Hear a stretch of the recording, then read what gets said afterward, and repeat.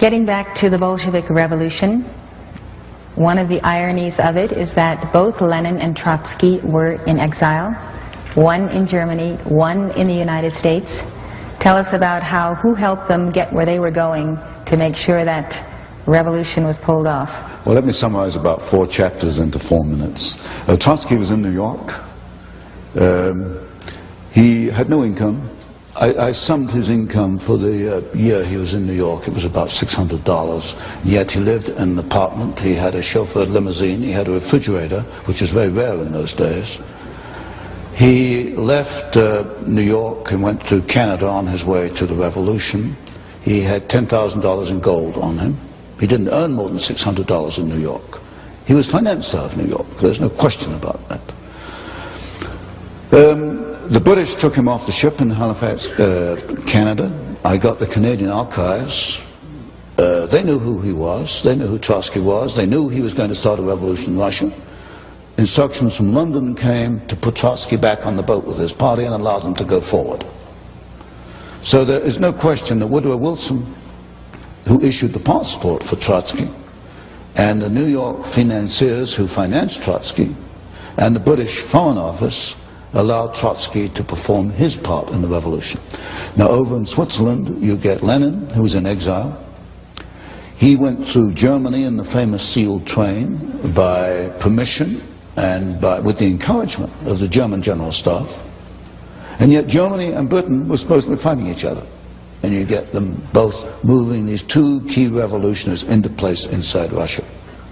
And then of course the rest is history. They created the revolution. With no more than about 10,000 revolutionaries. They needed assistance from the West, and they got assistance from Germany, from Britain, and from the United States to continue and consolidate the revolution. Just tell us all over again why. Why? Just tell you won't it find again. this in the textbooks. Why is to bring about, I suspect, a plan to control world society in which you and I won't find the freedoms to believe and think and do as we believe. Did these power brokers actually envision at that time a one-world government that would be socialist? Yes. The second statement I made was that they did not want the Soviet Union to develop into another free enterprise society, and that this would offset it. Aiding the revolution would offset this event. That was made as a statement in 1919. You have various books, one by Gillette, the razor blade Gillette, called The City, I think it was, which laid out this corporate socialism for the world to see as early as, what, 1905, 1910. So around the turn of the century, you begin to see actually written statements by these internationalist businessmen of the kind of socialist empire they wanted to bring about. It's there, but these books, of course, are not included in your courses in political science and history at the regular universities. Well, talk about the Red Cross mission.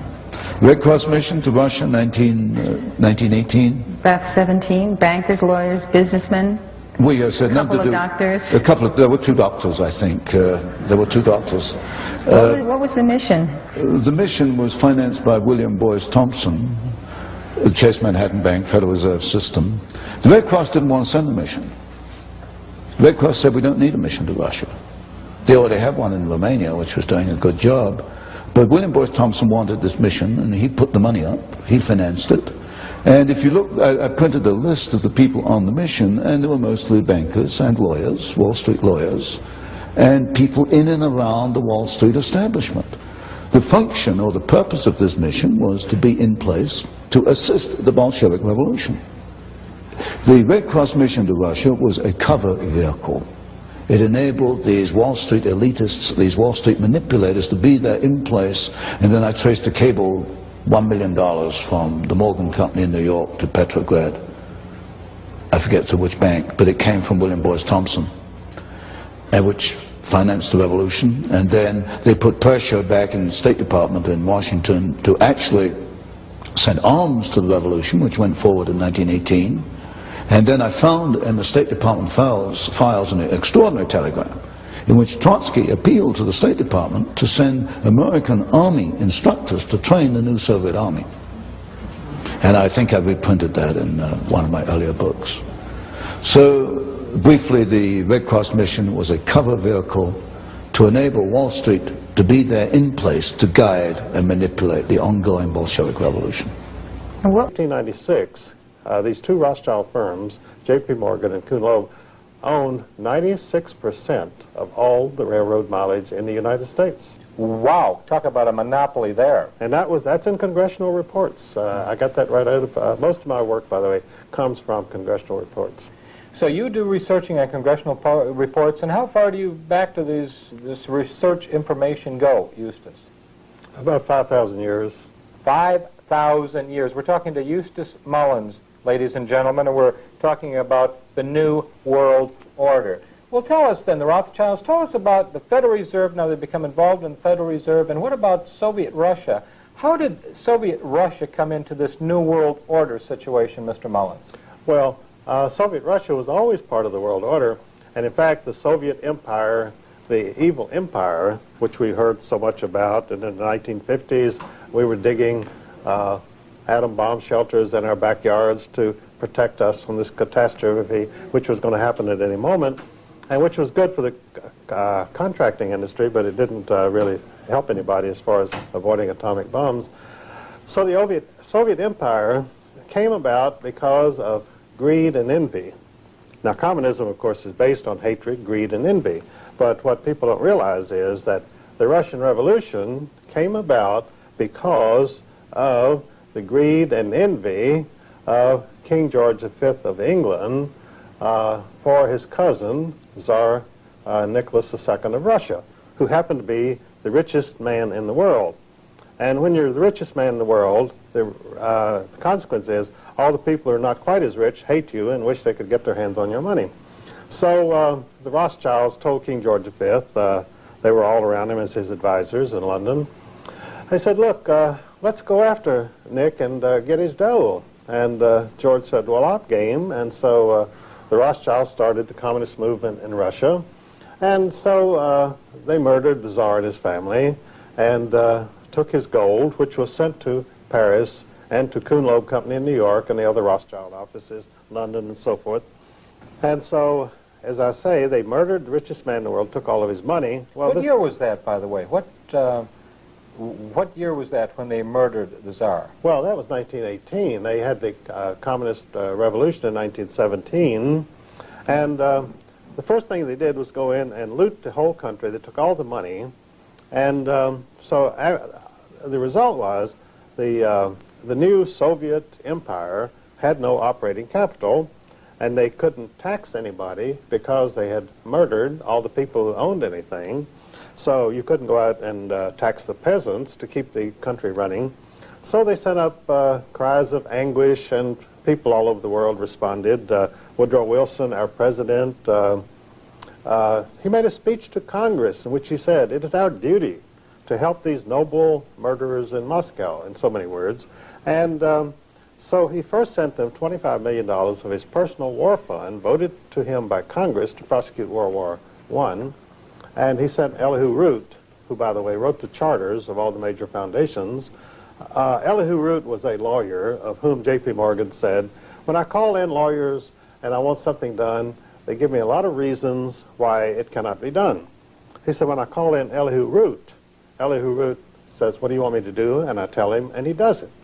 So that's why he became the lawyer for the big bankers in this country. Now, tell me, Eustace, because there's a lot of people that have said that the banking themselves, that the communist revolution was started on Wall Street. Is that a true fact or not, Eustace Mullins? It's absolutely true. All of the money for Wall Street, for the Bolshevik Revolution, came from Wall Street, really from Rothschild firms, but it would have been too obvious if the Rothschilds of London were sending all their money over to Russia to help the communists. So they did it through their favorite patsy, which is the American government.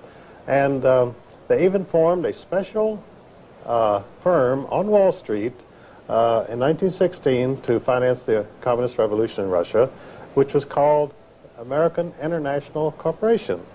And its directors were Percy Rockefeller, the richest men in the United States, including a financier named George Herbert Walker, who just happened to be the grandfather of George Bush, our president. Now, how does this George Bush fit in now? George Herbert Walker Bush, the former president, or about to be president of the United States, formerly anyway, how does he fit in with his father, and was it his father and the Rockefellers and the Harrimans and the Brown brothers? Did they all work together as far as this New World Order is concerned? Well, the New World Order is a group of insiders. It's sort of an international mafia, and they either work together or they get eliminated. I mean, these people have to cooperate because the death sentence is automatic if you don't. And you don't say, I'm going my way, to heck with you, because if you go your way is straight down. And so George Bush was like a lot of scions of these World Order families. That is, he was unemployable. I mean, if he came in to be interviewed, and there were 8 people there, he would be the 8th one that you would hire if you had to hire 8 people. And you set up a regime that you control. Like in 1917, they set up the Bolshevik regime, and the American taxpayer supported the Soviet empire from 1917 right up till the time it collapsed. And the only reason it collapsed was that the United States was bankrupt. They couldn't send them any more money. So we destroyed communism by going bankrupt ourselves, which I guess is one way of doing it. You said one time, Eustace, that the Russians have been trying to make it through the winter every winter since the inception of the communism, and we've been helping them through the winter. Well, one of the things that was so sad for me to read about, of course, was when the Bolsheviks did go into the Ukraine, and they did kill so many people. They starved between 6 and 8 million Ukrainians out. And this is the end result of what the America has done, because America itself, this government, not the country, I don't believe the country, Eustace, I don't believe the patriotic people in the country, but this government was responsible for funding situations like this, weren't they? Oh, very much so. And in fact, this great massacre of the Russian peasants in the early 1930s was deliberately suppressed by Walter Duranty, the chief correspondent in Russia of the New York Times, and he dictated what would be allowed to be sent back to this country. They totally suppressed this so that Franklin D. Roosevelt, as a principal plank of his platform in 1933, that was to give official diplomatic recognition to Soviet Russia so we could send them even more money, of taxpayers' money, than they'd been doing before. So, but they couldn't do this if the press was going to print a story that 10 to 12 million Russians had been murdered by Stalin. So the story was completely suppressed, and in fact the American people today really don't know whether to believe it or not. There have been several books out about it by Robert Conquest, which are very good, totally documented, but they don't get much play in the media. It was Harvest of Despair. Oh, yes. It was a television, I think it was about an hour and a half long, or a couple hours anyway, but it showed exactly what happened and the terrible human tragedy that this government, the United States of America government, was involved in by the fact that they supported communism in other parts of the world, namely the Soviet Union at that time. You know, it's interesting to me, Eustace, that over 70 million people have been killed by communism, many by their own people, and we still support governments like that. How can this happen, Eustace Mullins? We have a number of people, different types of people, different nationalities in this world. We had World War I, we had World War II, we had South Korean War, and then we had Vietnam.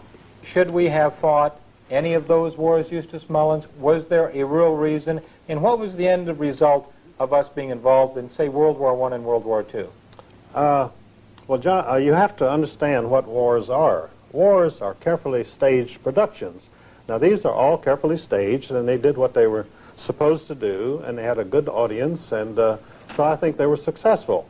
But to say that these wars were about anything, that they had some particular philosophy of government opposing another philosophy of government is total nonsense. These were world order productions, and as I say, they were carefully staged. Both sides were set up to perform in a certain manner, and the outcome was always predetermined. In other words, you were looking at a staged production which you had already seen. And I know when I went in the service, I was just about as patriotic as anybody could possibly be. That's the way that I felt anyway.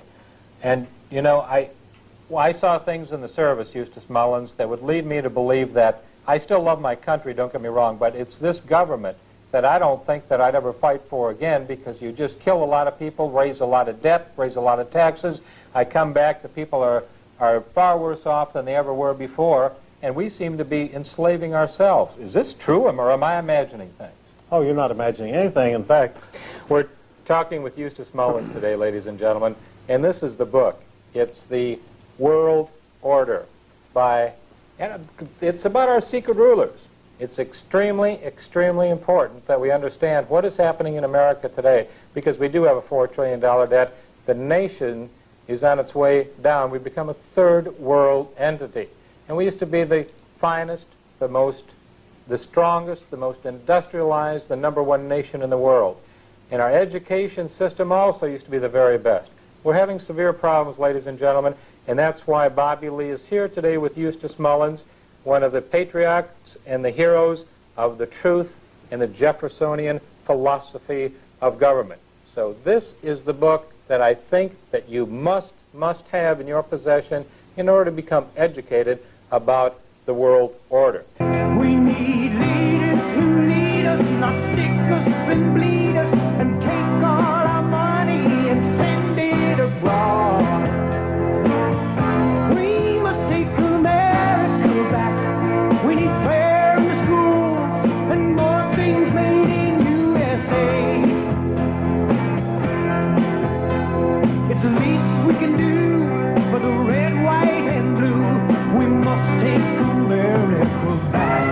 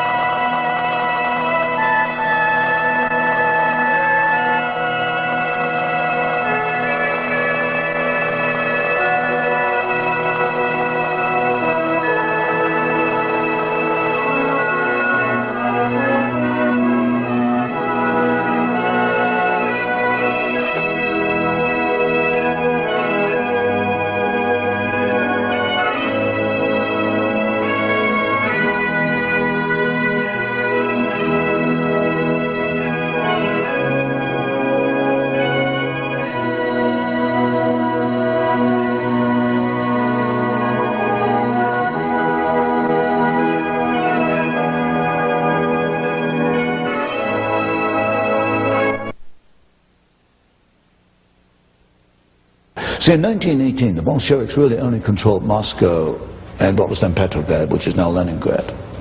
They could not have beaten off the White Russians, the Czechs, who were in Russia at that time, the Japanese, who were anti-Bolshevik. They could not have beaten it off without assistance from the United States and from Britain. And the Siberian Railroad is critical because if you look at that map of Russia, you know, Moscow and Leningrad are stuck at the left end, and you've got that vast expanse of Russia, and the backbone is the Trans-Siberian Railroad. Now, the history books will tell you that American troops went in, they occupied the Trans-Siberian Railroad in order to prevent the Japanese from coming in. Well, this is absolute nonsense.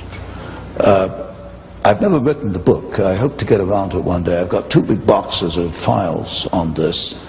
The purpose of the American army in Siberia was to hold the Trans-Siberian Railroad until the Bolsheviks were strong enough to take it over. And they did that very effectively. They held off the Japanese. They held them back near Manchuria. They evacuated the Czechs out along the Trans-Siberian Railroad. The French and the British gave up because they said the Americans are helping the Bolsheviks. They evacuated. And in one of these books, I reprinted a little clipping from the New York Times of, I think, 1919.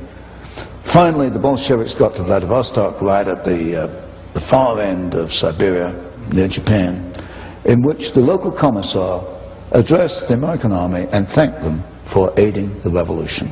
And that was in the New York Times, and I reprinted it. Now, this is totally contrary to everything you find in the textbooks. The textbooks say we went into Siberia to at least be neutral, and I suppose most people would assume we went in to stop the Bolsheviks. We didn't. We went in to help the Bolsheviks. There's no question about that. There's no question that they could not have consolidated their revolution without the capitalists. Absolutely none. Absolutely none. They had too many enemies. Not only outside enemies, the White Russians. The Ukrainians themselves were not particularly happy. All the ethnic groups in Russia were not particularly happy with the Bolsheviks. They could not have won without Western assistance. There is no question about that. Then they were starving. The factory, they couldn't operate the factories because the Bolsheviks shot all the managers and the technicians. Either that or they left Russia. The factories were closed down. Russia was starving. By 1922, Lenin himself said the end has come. They had no food. They had these closed down plants. The plants were not destroyed in the revolution. That's what the textbooks will tell you, including Kennan, the State Department expert. He says the Russian factories were destroyed in the revolution. They were not destroyed. Why? Because I've seen the photographs after the revolution, and they're right in the Hoover Institution Tower. There are these massive boxes of photographs of Russian industry after the revolution. They could not operate the plants. So what do we do with Averell Harriman and the Chase Bank and National Bank and our old friends on Wall Street? They go in there, and of course the Hoover mission to feed Russia. We go in there and we have these 250, 300 concessions in which American companies went into Russia, and they started up the idle plants. Averell Harriman took the manganese concessions, Armand Hammer, Occidental Petroleum took the pencil factories and the asbestos plants. And all these top capitalists went in and they got Russia going on behalf of the Bolsheviks, because the Bolsheviks either shot or kicked out all the people who could run, all the Russians who could run the plants. Another point, that Tsarist industry was at a very high level. Your textbooks will tell you that Tsarist industry was backward. It wasn't until the Soviets came along that it began to make progress. This is absolute nonsense. The Soviets, the Russians in 1913 had 2 indigenous Russian vehicles, Russian automobiles. There has never been an indigenous Soviet automobile. They've all come from the West. The Tsarist Russians produced an airplane in 1916 with a wingspan longer than the 747. This is not known today. It's just wiped out history. Technologically, the Tsarist Russians were at least on a par with the rest of the world. They only began to decline when the Soviets took over. And then you've got the long history from that point onwards, how We got the first 5-year plan, 1929, 1933. I look at the first 5-year plan, I look at every plant that was built in Russia at that time. Every single plant was built by a Western company. Not one single plant was built by the Soviets. You name any plant, if there are any Russians here from way back, you name any plant in the first 5-year plan, and you know as well as I do who built it. It wasn't the Soviets, it was a Western company. And you run down the list, Caterpillar tractor. There are more Caterpillar tractors in the Soviet Union than there are outside the Soviet Union. Ford Model A, Ford built the Gorky plant. And as soon as the Ford engineers left, they started to turn out military vehicles. You name it, in the first 5-year plan, every single plant was built basically by American companies, but a lot of British, French, and German and Japanese were in there too.